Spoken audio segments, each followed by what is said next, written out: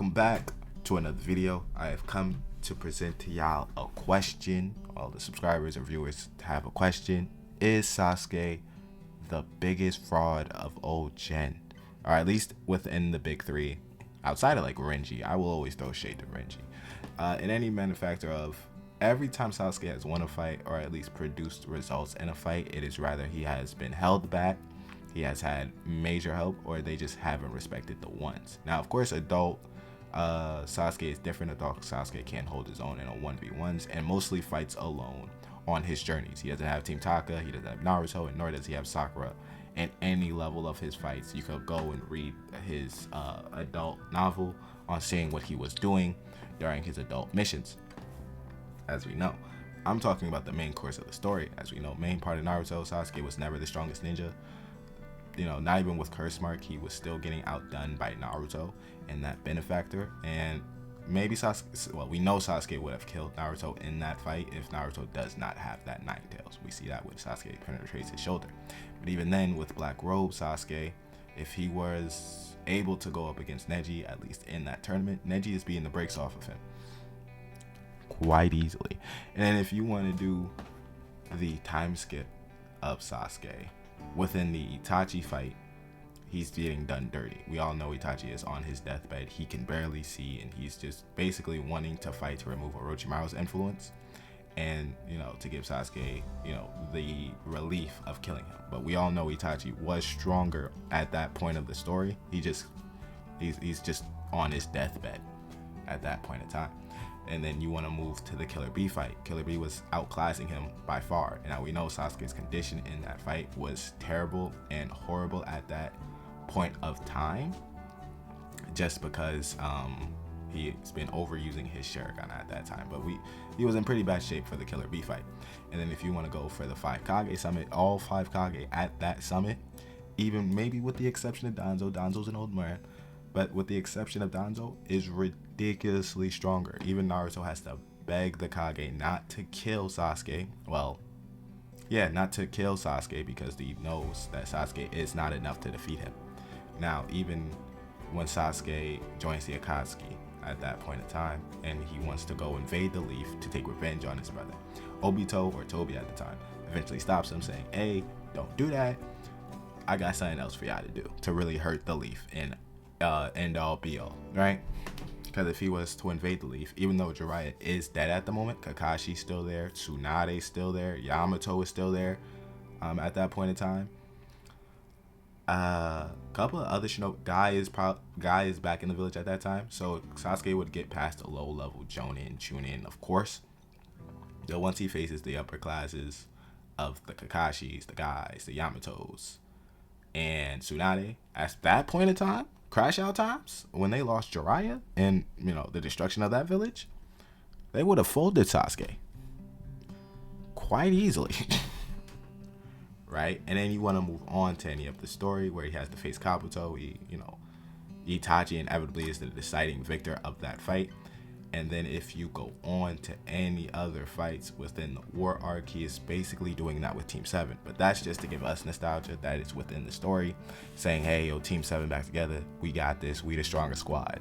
Show what we got to do. Right? So I don't really hold those fights against him, because Naruto inevitably was hard carrying the Ninja Alliance. But Sasuke tried to hold his own. He came too late, but he tried to hold his own into that benefactor. Then, you know, the Kaguya fight happens, yada yada. We know they should have been killed by Kaguya, but yeah, plot, right? Time goes on. Inevitably, they go to the last fight of Naruto versus Sasuke. Right? Sasuke inevitably brings all this tailed beast so he can siphon chakra from them. So he inevitably boosts himself so he can compete with Naruto. Now, let me mention, Naruto is extremely exhausted. He has powered most, if not all, the Great Ninja Alliance. He has fought for multiple hours with multiple strong shinobis. He has gained power up after power up. Naruto has an endless chakras reserve, but he is obviously exhausted, right, within this fight. Now, of course, Sasuke has to boost himself to this fight. He's not fighting just on his own. He is using the tailed beast he has captured within his planetary devastations, the meteors, whatever. And within this fight, we know it ends in a draw just because they both lose their arms. They understand and they're able to, well, Naruto is able to quell Sasuke's anger towards the world and towards the leaf and inevitably work together. Right? But Naruto, Sasuke in that fight was inevitably trying to go for the kill. He was realistically trying to kill Naruto. Naruto, in none of the fights, maybe first part Naruto, just because the Nine Tails took over, was trying to kill Sasuke. None of their encounters, Naruto wanted to kill him. It was always a plea to bring him back. Now, he knew he had to fight him, but not kill him. The only time we ever see Naruto really going for a kill is, of course, against Pain. Not against Nagato, against Pain. Against the Edos to a certain degree. And then against Kaguya when you know you can't reason with Kaguya. So, in all those times, Naruto is going for the kill. He is exuding massive amounts of chakra to go for a kill. He is not trying to kill Sasuke. He could have. I 100% think if Naruto was at, I would say 75% because he wasn't at 75%. He would have outlasted Sasuke and killed Sasuke in that fight. So is Sasuke a fraud? My answer? Yes. Because nothing about his villains or nothing about his one-on-ones villains that he fought, they all were stronger than him, right? And he rather had help or the villain was just inevitably too sick, right? He kills Orochimaru in a way, but Orochimaru was sick. He kills Itachi, but Itachi lets him win. He's very sick. Killer Bee was doing him dirty. If he invaded the leaf would have done him dirty. Inevitably, he really only takes dubs until the 4th Great Ninja War. Even when he tries to summon the Hokage and tries to bulk up to them, all the Hokage there are still stronger than Sasuke. But granted, all of them are still stronger than Naruto at that point. So, except maybe Hiruzen. That's just because it's old man Hiruzen. We don't know what he would have done in his prime. Other than that, I like to say he's a fraud. In terms of how I see him as a story. Now, adult Sasuke isn't a fraud. Before someone clicks off this video and writes a hate comment, he's not a fraud as adult Sasuke. He's respected the ones.